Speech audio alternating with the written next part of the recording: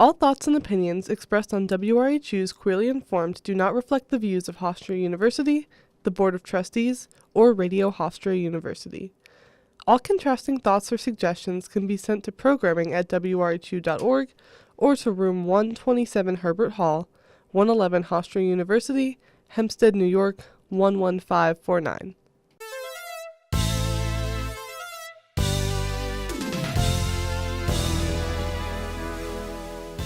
Welcome to a special installation of Queerly Informed. I'm Camryn Bowden. Thank you for joining us.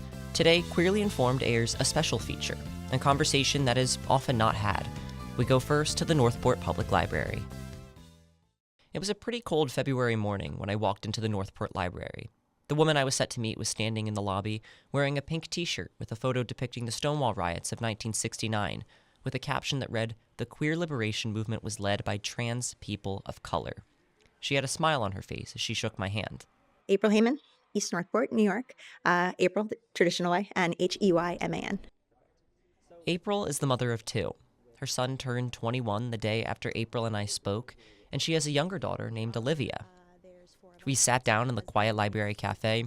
A couple people were scattered at nearby tables and chairs, and a barista was cleaning and organizing the coffee counter. And April started by telling me about herself and her son. He was never a girl growing up. He was always just the sweetest thing, loved animals. But I just remember, even when he was younger, I was like, he has something about him. I don't know what it is. Elementary school was okay for Ethan, but Ethan started puberty really early. Got his period when he was 9. If you're confused about how her son was getting his period, just wait a second. We're getting there. Middle school, he started 6th grade, was middle school out here, and that's when the girls started changing into more, and that was probably his loneliest year. I just remember thinking, like, if he could just be a little girlier, it would be so much easier for him. April was not alone in noticing these traits in her son, the not fitting in, the feeling different. I heard a lot of the same things from Dr. Joanne Capuano-Scambati and her son Alfred a couple weeks later on a Zoom call. When I was a kid, I was never, socializing with the girls. For one, I was more hanging with the boys, and I like doing that. And I like roughhousing. I think me and my sister started playing pretend, and I started gravitating towards male characters, always male. A difference about the Scambatis, however, is that Alfred and his sister Jacqueline are both autistic, a layer which makes a child growing up even more complicated. After school, they're busy, doing things to learn basic skills. Like my kid was travel training all through high school. So after school, met one-on-one with an adult woman, probably the same age as me. And they did travel training around the community. He didn't hang out with his friends. He didn't go to clubs. He didn't know any of the social skills. In spite of this, Joanne said she noticed a lot of the same things Alfred mentioned about his early years. It's true. He was a tomboy, I bought them dolls, and they would take the heads off and use them as swords. I bought Alfred a kitchen and everything was pink, and I bought a little makeup stand, and Alfred would climb on them and use them as a gym. Lisa is another mom whose son Elijah was like Alfred and Ethan. She preferred to keeping just to her first name for this story. Very soft-spoken, definitely an introvert. They're OCD and ADHD and autistic, even though they don't want to admit it. We haven't gotten a diagnosis yet, so.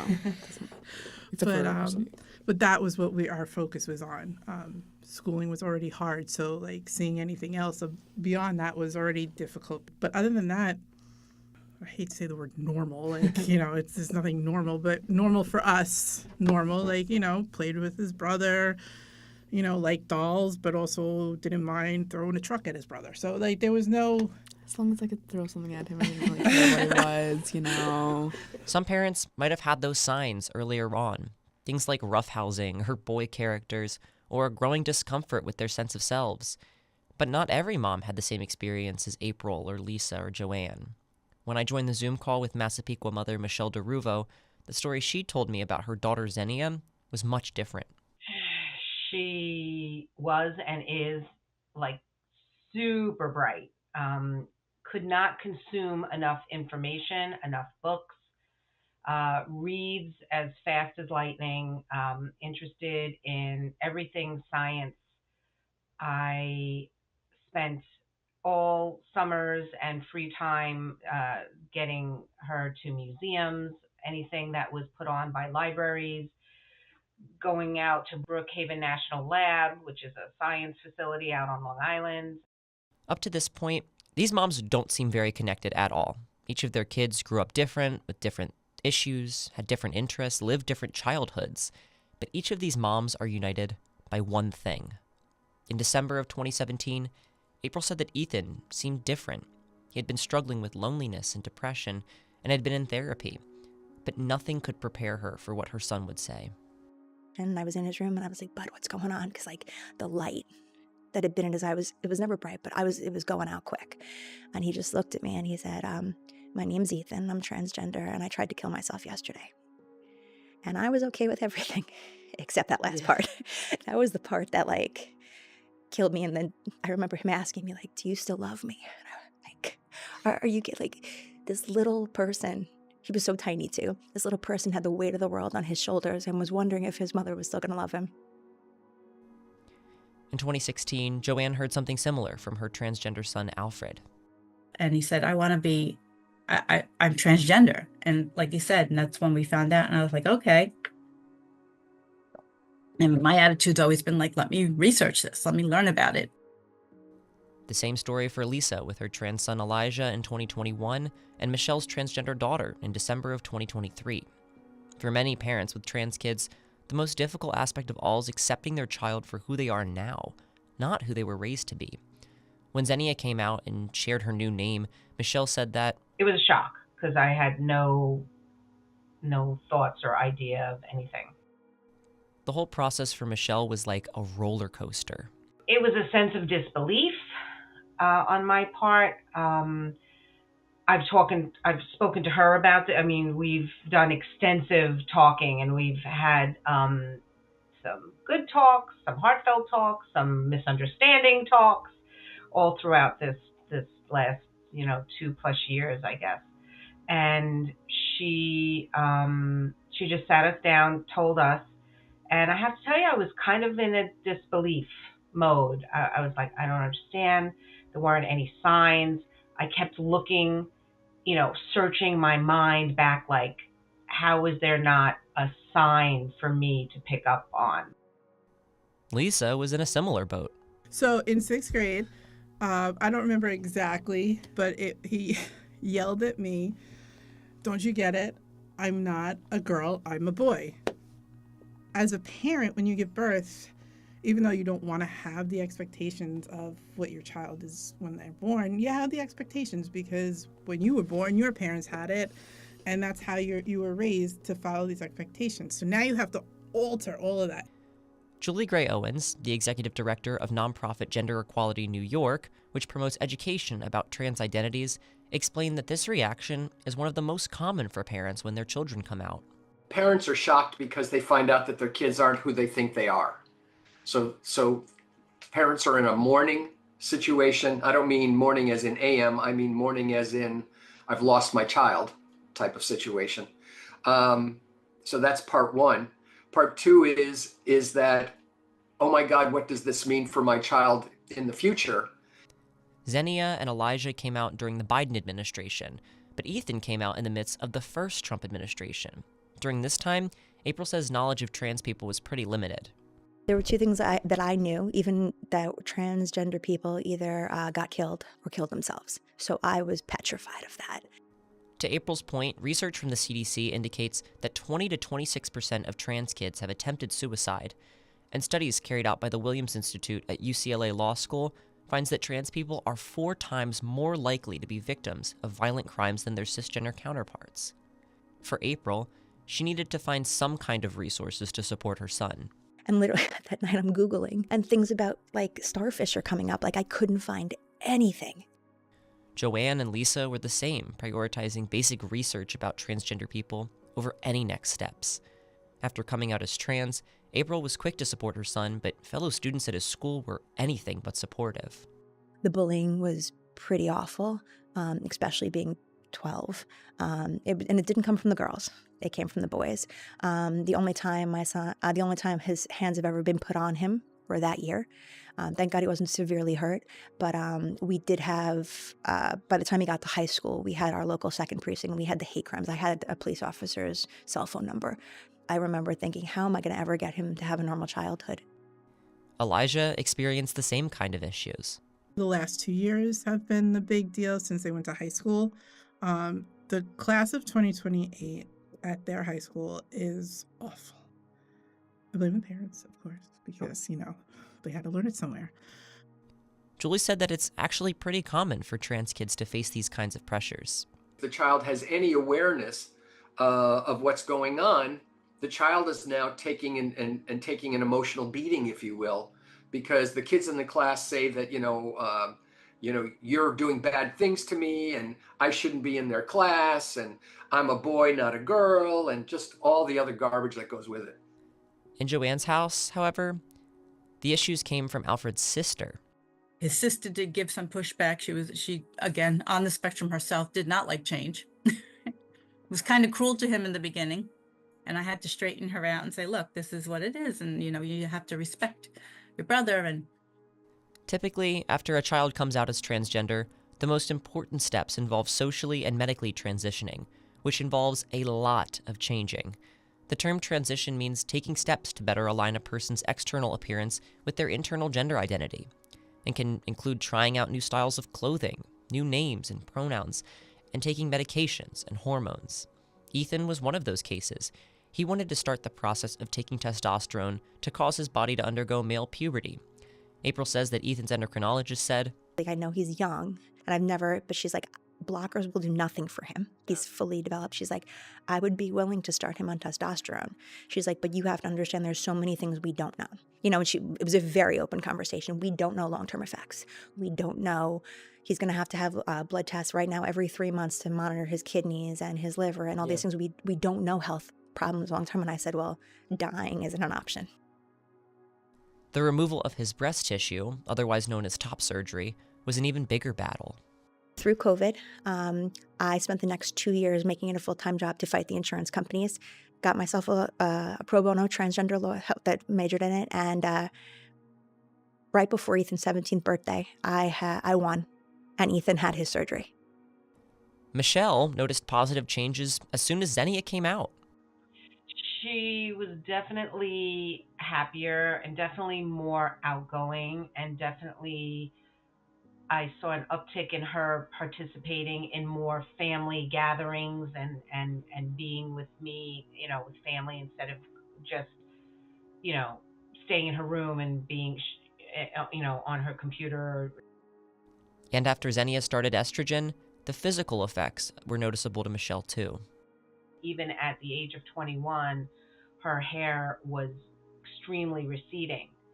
And my horror was,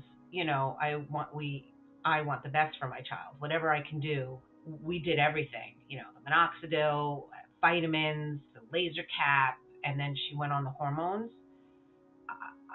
Her hair is twice as long as yours right now, and it's all natural, and it all filled in on top. And even her doctor said, I've never seen anything like it. For most mothers, their goal is to do whatever it takes for their kids. Lisa was just like April and Michelle in that way.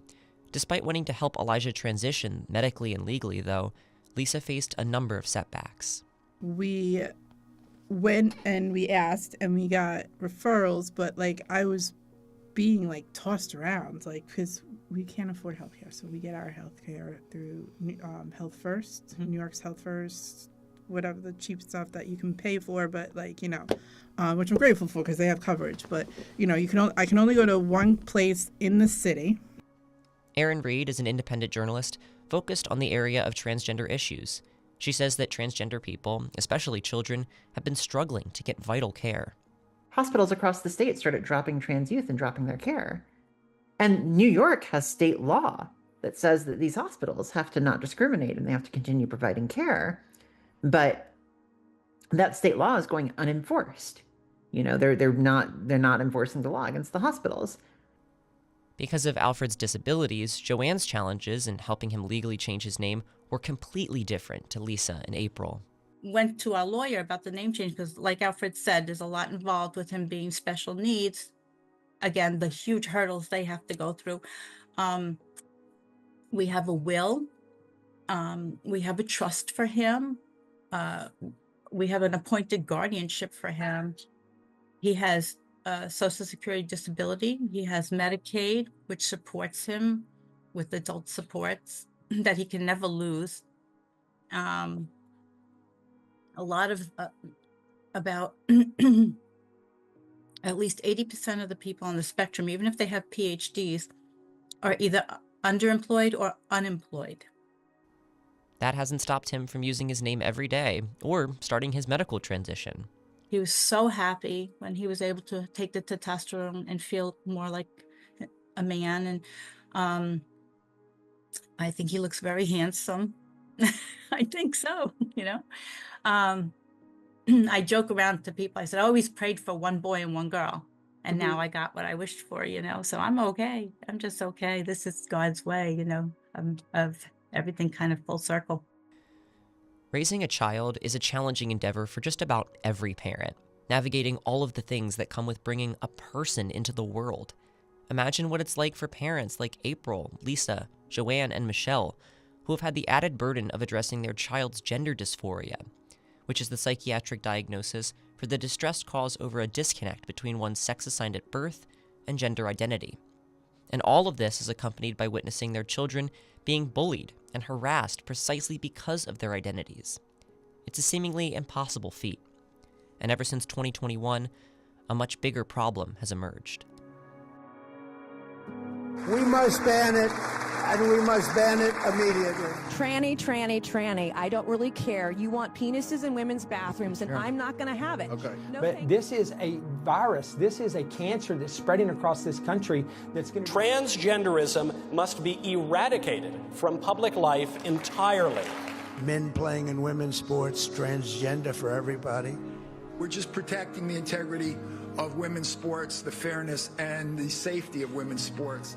Doctors across the country now provide needless and irreversible sex-rejecting procedures. I signed an executive order to slash federal funding for any public school that pushes transgender insanity. This is crazy. The transgender community has been a target of the Republican Party for years.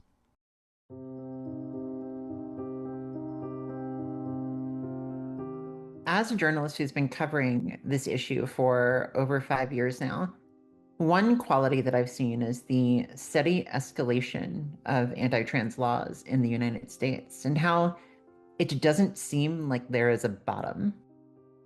Aaron Reed discussed the new national landscape under the Trump administration. There is no sort of floor at which the people spearheading this anti-trans legislation is willing to accept whenever it comes to transgender people. So for instance, whenever I started this, it was all sports, sports, sports, and then it became transgender youth care, and then it became bathrooms, then it became revoking identification documents and passports. And it seems like every year it gets a little bit more extreme. And the only sort of bottom that I have been able to find is basically outright elimination. You see the Heritage Foundation president, for instance, very recently say that that is their ultimate goal, is to eliminate all gender affirming care for all transgender people and to make it so that being trans is not something that's possible. One area that has seen this steady escalation is Long Island. The region is highly conservative. Both county executives are Republicans, and in Nassau County, Executive Bruce Blakeman is a close ally of President Trump.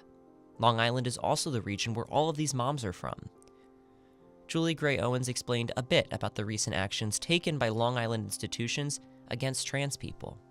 Locally here on Long Island, we're dealing with, for example, Board of Educations that are trying to roll back protections for trans and non-binary kids who want to use the restroom or locker room that matches their gender identity rather than their biological sex. So we have two Board of Educations here on Long Island that are, basically attacking trans kids that are within their schools. And of course, we have the Nassau County athletic ban, which in the moment is at hold, but could be changed at any minute, depending on which court they run the next thing through.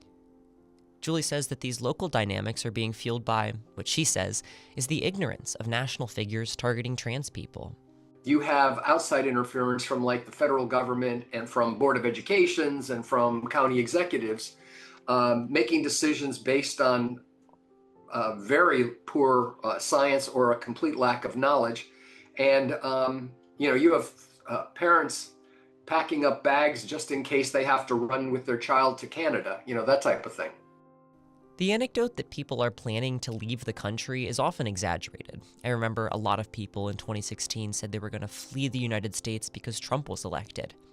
But now, for the parents of trans kids, it's not an anecdote or an exaggeration. At least it isn't for Joanne. And then as I saw them starting to make changes at the federal level with Medicaid and Social Security and accessing information, I was like, holy crap. In his medical records, it says that he's transgender. They could cut him off of Medicaid, Social Security, all his supports as a person with disabilities. That's when I got my kids' passports updated. Because I said, if we have to flee fast, we're going to Canada. And if we have to flee even further, I have family in Italy, and we'll go to Europe or somewhere in Europe. I don't ever want to leave. This is my country, and I'm proud. And I taught my kids to be proud Americans. And, but I have to worry about my kids' safety at this point. This wave of hate, Joanne says, is something really to be afraid of. Because even though I have a great kid who never hurt anybody and just wants to be himself and be happy, there are very bad people out there that might hurt him. And now to see the president on TV kind of encouraging hate, towards transgender people, it incites these people who already have hatred and transphobia in their minds, and and then some of them in the name of God, they think they're doing God's will, which shocks me too. Michelle echoed some of Joanne's points while connecting it to her own experience with Xenia's coming out. It's very, very upsetting, and I just, a culture has been started several years ago, by the Trump administration, and unfortunately a lot of the politicians to curry favor, I believe, are just falling in line with him, and not trying to understand. And I can speak from experience because again, I didn't really understand until you have a family member or a child that you can talk with. That's not an anecdote either. April told me about the dramatic transformation her father underwent after Ethan's coming out. Now, my father is a Republican, so he loves Ethan very much. I literally watched how love can change a human being over time. Ethan was like the best poster child for so many people, because when Ethan came out, people, even my father, are we going to put him in a special school somewhere? I'm like, for what? Why? Because you think he's going to be bullied? My father is remarkable because now my father actually, he's gone to Pride with us several times. Now he doesn't understand, like he fully accepts everything, and we have very different political views still, but he shows up where it matters. And when it comes to trans issues, he's the first one who will open his mouth and shut someone down, and he's 75. Still, legislators and politicians on Long Island are not all like Ethan's grandfather. And at times, it isn't just the legislature, but according to Michelle, it's the school boards too. It's very upsetting. It's very upsetting and disappointing, and again makes me worry. And where Zen also has been going to there was something here in Massapequa School District, a big thing going on with a transgender student, and Zen has twice been to the town meetings and has also done some things with the ACLU. As a matter of fact, both of us went and had a rally last year. I guess it was around June. In Lisa and Elijah's school district, they directly experienced some of those dangerous policies, including forced outing. So I get a phone call from the guidance counselor, and I had known, but I'm trying to put my head stands in if I was a parent who didn't know and was totally against it, because they called me to tell me that my child is saying that that she's a he, and like going around saying that this is their name, and I'm like, okay. And and this was before that the rule was passed where you have to do that. Yeah. That wasn't a rule. I don't even think it was in our school. It definitely wasn't legally. Yeah. So there's a rule that in your school district, that a guidance counselor has to inform a I parent. think there is now, but there wasn't then. It wasn't then. All of the legislation and attacks are terrifying for these children and for their moms. And it directly contributes to the damage these kids face, as it's not even just fellow students bullying and harassing them, but adults, teachers, and counselors. In spite of this, these mothers, like April, are trying to keep up hope. And I refuse to ever believe that there won't be a time and a place that just by doing what we're doing, it's going to get bleak, and I think it might get worse. But we're not having hope isn't an option, because if we don't have hope, then there's nothing, and that's that. That's not the way it's gonna be. No, I have a kid. He's gonna be okay if I have to move the mountains by myself.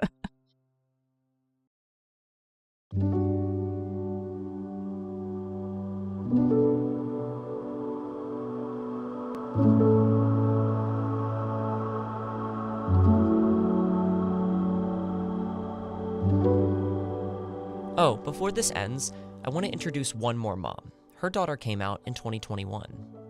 I remember that you had a therapy session with a therapist that you didn't particularly like.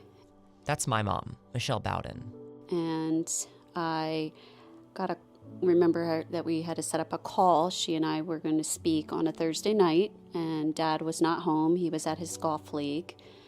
And she told me that you and I were going to need to talk, that you had some things you needed to tell me. And she also told me that she was very concerned about you and that you were going to harm yourself. And so I remember I went up and talked to you, and you told me that you thought you were transgender. And to me, I really didn't even begin to think about that in that moment, because I was more concerned about you harming yourself, and I, as a mom, did not want to lose my child. Like Lisa and April and Joanne and Michelle DeRuvo, my mom is also scared about the future. I am scared about your procedure that you're having, and I'm scared for the recovery of it and the pain and discomfort, and that you are not going to feel what you're hoping to feel. I'm scared that it just is a scary thing for a mom to witness and go through that, but I will be there to help and try the best that I can. That sentiment is not lost on me. Over the course of reporting this story, I heard that same mix of fear and confusion and love again and again. It's much of the same things I saw from my mom when I came out. She was afraid of losing her child, confused at what this all meant, and overall overwhelmed by love. It's honestly kind of funny how both of the Michelles I spoke to had such similar reactions and took similar paths to understand what this all means. For mothers on Long Island and beyond, they're processing new emotions, navigating a new world of healthcare and the legal system, and relearning the language of love for their kids. But, as if that weren't enough, there's another major concern that makes coping with these changes that much more difficult. And most of all, I'm scared of the country that we live in right now and the president that we have and his deep hatred for the LGBTQ community and wants to literally not have people like you in our country. The outright devastation that this community has felt because of the hate emanating from elected officials at the highest levels, the conservative media ecosystem, and the Republican establishment across the country is just the latest thing to be afraid of. Aaron Reed, the journalist we heard from, believes that this sector of the body politic wants to erase us as people and get rid of our right to live with dignity and justice. The community, Erin says, is not fighting for new rights that wants rights that didn't exist before. This is a community that is struggling to hold back the tide of regression on the rights that we have had for a very long time up to this point. It's suffocating for trans people, but it hurts the parents too. For these mothers, the words, "I'm transgender, Mom," aren't the end of a conversation, they're the beginning of one that is growing increasingly scary in this country.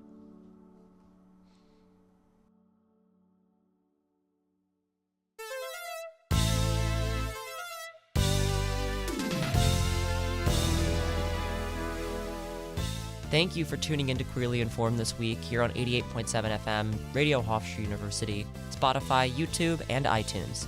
Thank you to the entire Queerly Informed team for your work on this week's edition feature. Join us back here next week to hear the latest in queer news, as well as commentary from our group of LGBTQ reporters. As always, if you have any suggestions for stories or content that you would like to hear, send them our way through email at queerlyinformedwrhu@gmail.com. For Queerly Informed, I'm Camryn Bowden. Thank you for tuning in.